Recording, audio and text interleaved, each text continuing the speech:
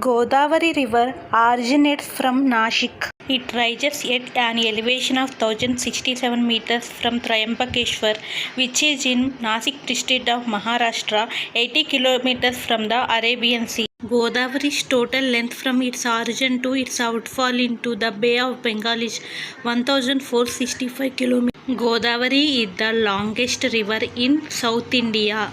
River Godavari is commonly known as Dakshina Ganga. The Godavari basin stretches over states of Maharashtra, Andhra Pradesh, Chhattisgarh, and Odisha, in addition to smaller sections in Madhya Pradesh, Karnataka, and Union Territories of Puducherry.